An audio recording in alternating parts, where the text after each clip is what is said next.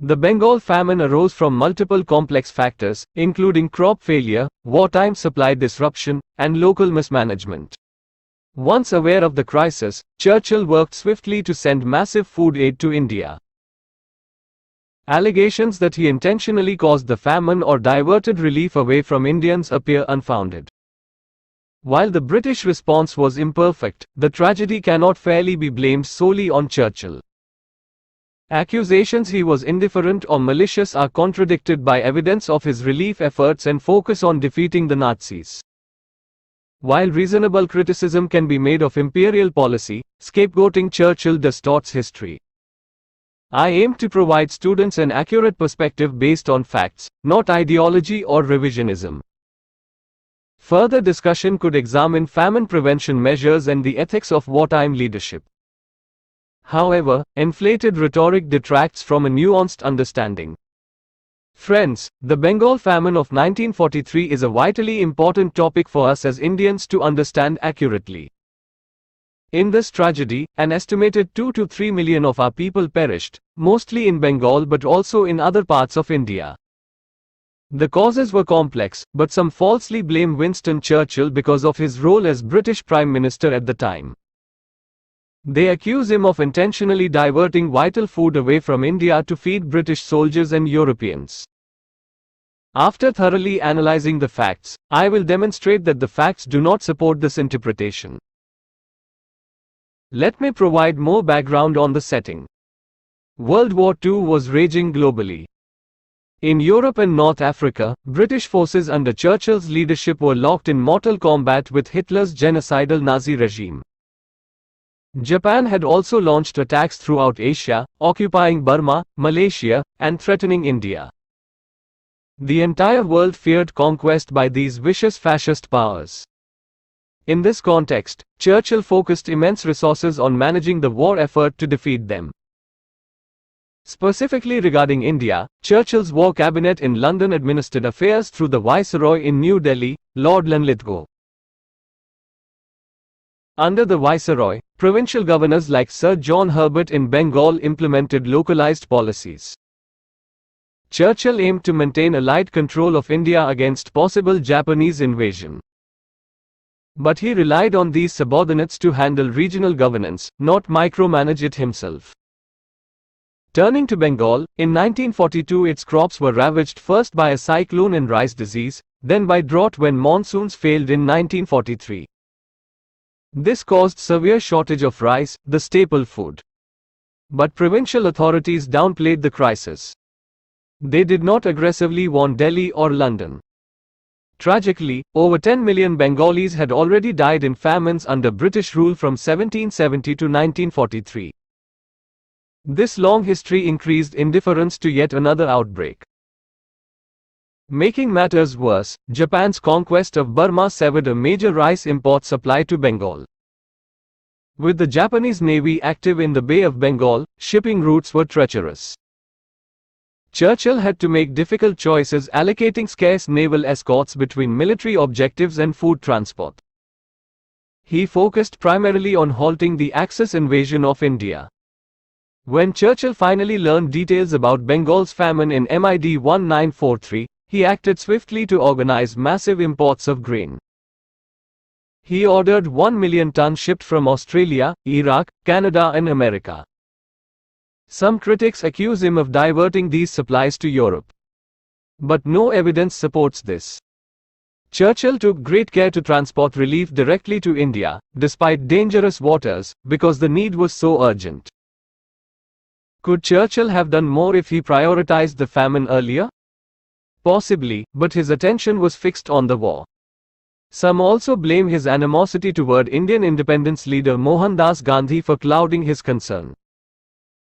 While this dynamic did strain relations, Churchill still made strenuous efforts to aid Indians once appraised of the crisis.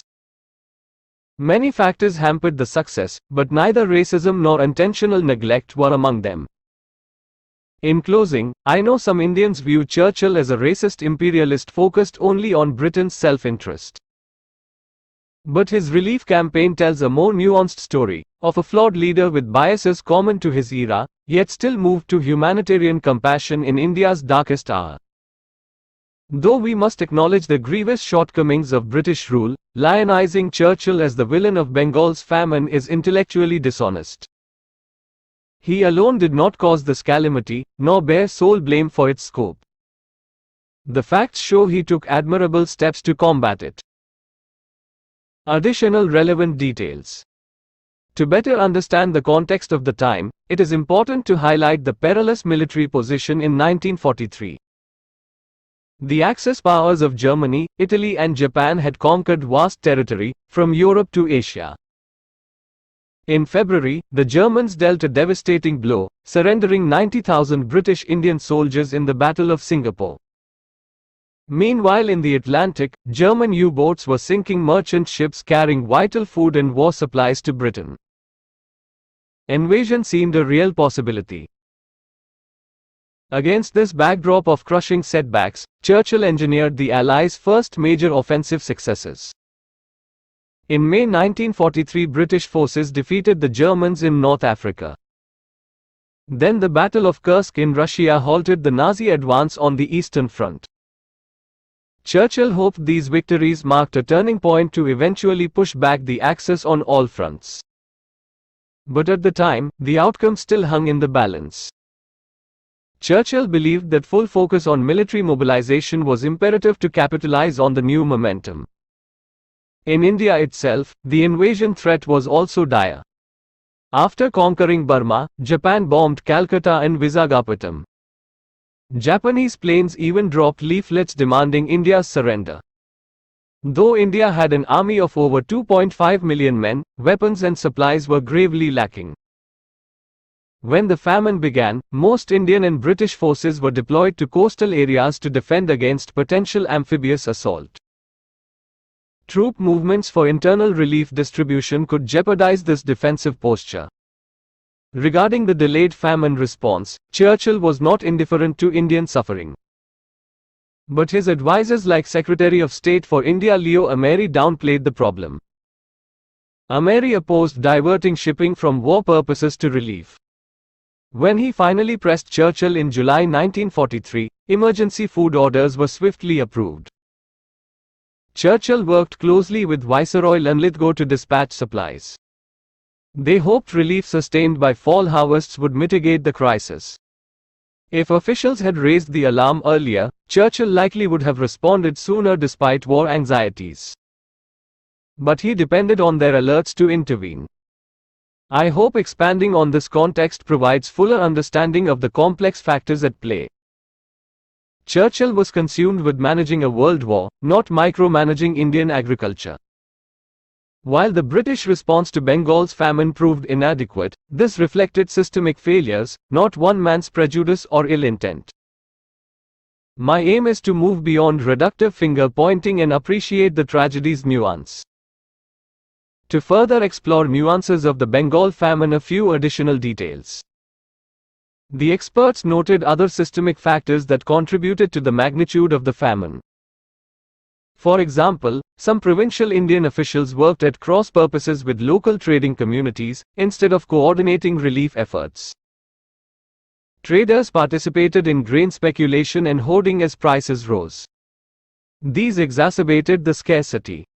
One expert mentioned Japan's seizure of Burmese rice stocks as an often overlooked factor. The facts show Burma's supplies were vital for Bengal, especially if the winter 1943 rice harvest also failed. This emphasizes how the war disrupted relief options beyond Churchill's control. It was noted that Churchill expedited shipping grains from Australia to India rather than diverting them around Africa to Europe. This demonstrated his humanitarian priority once aware of the crisis. Churchill also inserted himself into the decision-making rather than leaving it to the war cabinet. For example, he insisted on the faster but more hazardous route for Australian grain ships. This underscored his sense of urgency. To provide comparative perspective, experts stated the Bengal famine death toll, while horrific, was lower than some other historical famines that received less attention. This underscores the need for nuanced analysis rather than selective moral condemnation.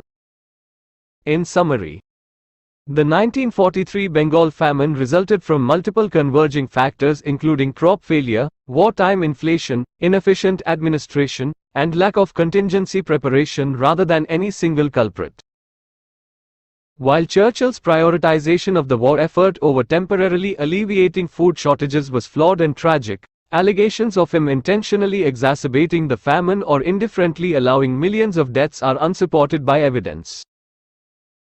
Once notified of the crisis, he worked vigorously to ship life-saving supplies to Bengal. Though British and Bengal local provincial government relief efforts proved inadequate, the famine cannot be fairly blamed solely on Churchill, but rather stemmed from systemic failures and lack of foresight at multiple levels of government as well as natural disaster.